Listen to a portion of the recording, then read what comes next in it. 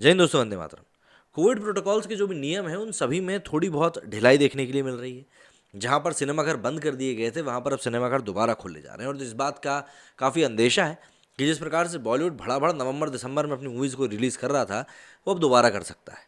लेकिन इस बार जो एक नई चीज़ देखने के लिए मिली और ख़ास तौर पर ये कहना हो कहीं ना कहीं उसमें पुष्पा का भी बहुत बड़ा हाथ है कि बॉलीवुड के प्रति जो लोगों की एक भड़ास कहते हैं ना हम लोग कि नहीं यार ये चीज़ हमें पसंद नहीं है, वो भी देखने के लिए मिली कि इस प्रकार से लोगों ने पुष्पा को हाथों हाथ लिया और जिस मूवी को हिंदी में बनाया भी नहीं गया, सिर्फ डब किया गया है और हिंदी सर्किट में उसकी मार्केटिंग भी नहीं करी गई थी, प्रमोशन भी नहीं किया गया था, वो मूवी हिंदी सर्किट में 100 करोड़ रुपए कमा ले जाती है।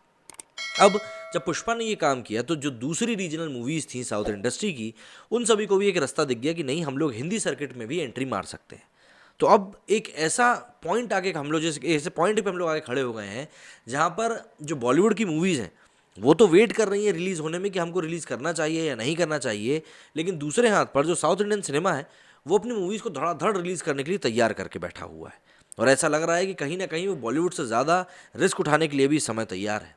कोरोना काल में बॉक्स ऑफिस पर कमाई के कई नए रिकॉर्ड बनाने वाली फिल्म पुष्पा ने लोगों के बीच में साउथ फिल्मों का क्रेज बढ़ा दिया है। बॉलीवुड में नेपोटिज्म सहित तमाम आरोपों की वजह से कुछ लोग हिंदी फिल्म इंडस्ट्री से नफरत करने लगे हैं। यही वजह है कि साउथ की फिल्मों को ज़्यादा तरजीह दी जा रही है। उनकी सफलता पर हिंदी पट्टी के दर्शक भी खुशी में ताली बजाने लगे हैं।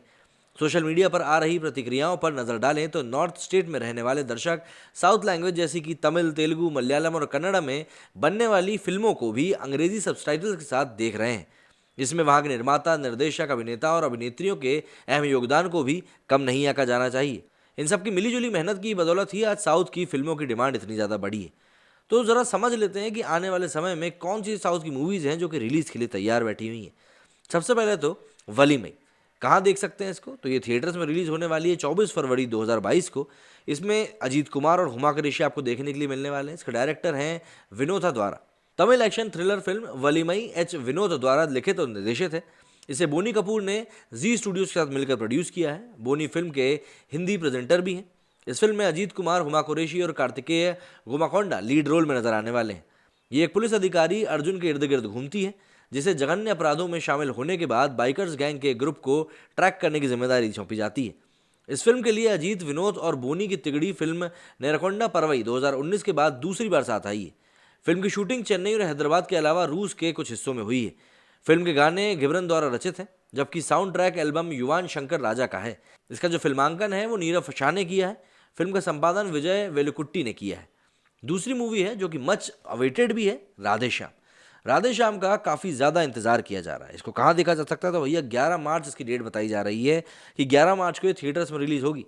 इसमें प्रभास, पूजा हेगड़े, सचिन खेड़ेकर, कृष्णम राजू, प्रियदर्शी, भाग्यश्री सरीखे कई मंझे हुए कलाकार देखने के लिए मिलेंगे और राधा कृष्ण कुमार ने इस मूवी को डायरेक्ट किया है। सबसे बड़ी बात, बाहुबली सुपरस्टार प्रभास और साउथ सिनेमा की सनसनी पूजा हेगड़े के period science fi romantic drama film Radhe Shyam को राधा कृष्ण कुमार ने लिखा और निर्देशित किया है। फिल्म को तेलुगु और हिंदी भाषाओं में शूट किया गया है जिसे प्रभास के home banner Gopi Krishna movies, UV creations और टी सीरीज द्वारा संयुक्त रूप से प्रोड्यूस किया गया है। फिल्म 14 जनवरी को मकर संक्रांति के अवसर पर सिनेमाघरों में रिलीज होने वाली थी, लेकिन कोरोना की वजह से ये फिल्म अब 14 अप्रैल को रिलीज होने वाली है। फिल्म का संगीत जस्टिन प्रभाकरन द्वारा रचित किया गया है जबकि छायांकन मनोज परमहंस ने किया है। कोटागारी के वेंकटेश्वर राव ने संपादित इसको किया है। इसके बाद बात करनी होगी फिल्म सालार की। ये भी 14 अप्रैल को थिएटर में रिलीज होने वाली है। इसमें भी प्रभास और श्रुति हसन ही नजर आने वाले हैं और प्रशांत नील ने इसको डायरेक्ट किया है। एक्शन थ्रिलर होने वाली सलार केजीएफ चैप्टर 1 के निर्देशक प्रशांत नील द्वारा लिखित और निर्देशित है। इसमें प्रभास और श्रुति हसन लीड रोल में नजर आने वाले हैं।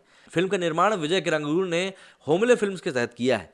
इस फिल्म को कन्नड़ और तेलुगु भाषा में एक साथ शूट किया जा रहा है, लेकिन बाद में इसे हिंदी, तमिल और मलयालम में डब किया जा रहा है।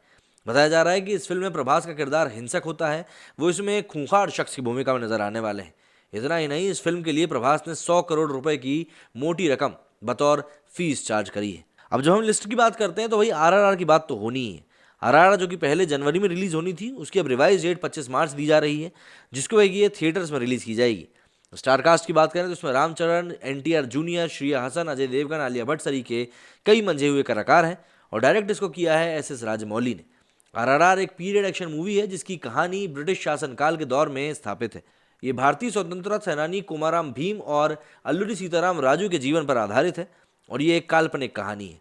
इसमें Ram Charan, NTR Junior, Shriya Saran, Ajay Devgn, Alia Bhatt, Olivia Morris, Alison Doody, Ray Stevenson जैसे दिग्गज कलाकार अहम किरदारों में। पहले फिल्म की 13 अक्टूबर दशहरे के मौके पर रिलीज होने वाली थी, लेकिन महाराज सर्कल के सिनेमाघरों के बंद होने की वजह से इसकी रिलीज टाल दी गई। इस फिल्म का बजट करीब करीब 450 करोड़ रुपए बताया जा रहा है। और सबसे आखिरी में इस साल की मच अवेटेड मूवी KGF 2, इसको 14 अप्रैल की डेट मिली है, जो कि थिएटर में रिलीज होने वाली है। यश के अलावा इसमें संजय दत्त, रवीना टंडन, श्रृंगी शेट्टी, रामचंद्र राजू और प्रकाश राज देखने को मिलेंगे। प्रशांत नील ने ही इसको डायरेक्ट किया है। KGF चैप्टर 1 की शानदार कामयाबी के बाद अब दूसरे चैप्टर का फैंस बेसब्री से इंतजार कर रहे हैं।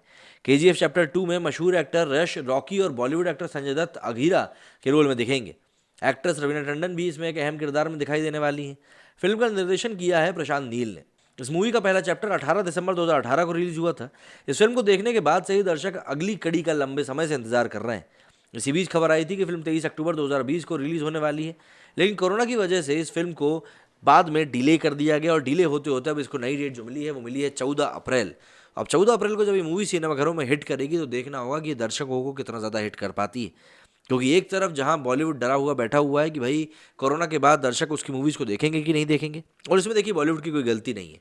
83 जो कि तय माना जा रहा था कि यार ये मूवी हिट ही होगी, हिट से कम कुछ भी नहीं होगी, वो मूवी बमुश्किल 100 करोड़ टच कर पाई। और आप समझ पाएंगे कि यार जब इतने बड़े बजट की मूवी बनती है और वो ऐसे कम बिजनेस करती है तो कहीं ना कहीं उसका जो असर होता है वो उस मूवी के मेकर्स के ऊपर तो पड़ता ही है, और साथ ही साथ उन मेकर्स के ऊपर भी पड़ता है जो अपनी मूवी को उस मूवी के साथ या आसपास रिलीज करने वाले थे। अब ऐसे में जब 83 को भारी नुकसान हुआ तो मेकर्स ये मान रहे थे कि कहीं ना कहीं ये थिएटर्स में लोग नहीं आ रहे, इस कारण ऐसा हो रहा है। लेकिन दूसरे हाथ पर पुष्पा को जो बम्पर सफलता मिली है उस बम्पर सफलता ने भी इनकी नींद उड़ा दी कि कहीं ना कहीं पब्लिक अब वाकई में सिर्फ बोल नहीं रही है बल्कि एक्ट भी करके दिखा रही है कि यदि अच्छी कहानी नहीं होगी तो हम नहीं देखेंगे। जैसे गंगूबाई का ट्रेलर रिलीज हुआ, उस ट्रेलर को भी काफ़ी अच्छी तारीफें सुनने को मिल रही हैं। उसमें आलिया भट्ट ने काम भी बहुत अच्छा किया है। तो अगर कोई मूवी वाकई में अच्छी बनी है तो लोग उसको हाथों हाथ लेंगे और देखेंगे भी। लेकिन हाँ, ये बात भी तय है कि बिना सिर पैर की मूवीज़ अब लोग नहीं देखेंगे। साथ ही साथ अब लोग ये समझ चुके हैं कि बॉलीवुड किस प्रकार से बातों के जाल में घुमाकर लोगों को जिस प्रकार से फंसाता है कि बस पैसे उनके चले जाते हैं और बॉलीवुड ढोल पीटता रह जाता है। तो इसीलिए पब्लिक समझदार हो चुकी है कि उनको कहाँ पे पैसा लगाना है और कहाँ पे नहीं लगाना है। वो इस बारे में काफ़ी सोच समझ कर डिसीजन लेते हैं। और अगर ऐसा नहीं होता तो आप खुद ही जानते हैं कि बॉलीवुड की ऐसा नहीं कि मूवीज रिलीज नहीं हुई थी। बंटी बबली 2 भी रिलीज हुई थी, उस मूवी ने तो पानी भी नहीं मांगा, मतलब पता ही नहीं चला कि कब आई और कब चली गई, जबकि उसमें कोई छोटे मोटे सितारे नहीं थे। सैफ अली खान और रानी मुखर्जी उसमें थी, यशराज बैनर के तले वो मूवी बनी थी। तो उस मूवी में अच्छा खासा अमाउंट लगाया गया था, लेकिन क्योंकि दर्शक अब तैयार नहीं है इस तरह की चीज़ों को देखने के लिए, इसलिए इस मूवी को किसी ने नहीं देखा। और चलिए छोड़ दीजिए, तो भारतीय सिनेमा है, स्पाइडरमैन नो वे होम की भी बात कर लेते हैं। उसने भी तो बम्पर कमाई करी है ना, तो फिर उसने कहाँ से कर ली, बस यही सब बातें हैं। लेकिन हाँ, साउथ इंडियन इंडस्ट्री इस समय तैयार खड़ी है अपनी कई बड़ी मूवीज़ के साथ कि भाई बॉलीवुड को अब टक्कर दी जानी है। मेरे इस वीडियो में फिलहाल इतना ही। जय हिंद, जय भारत।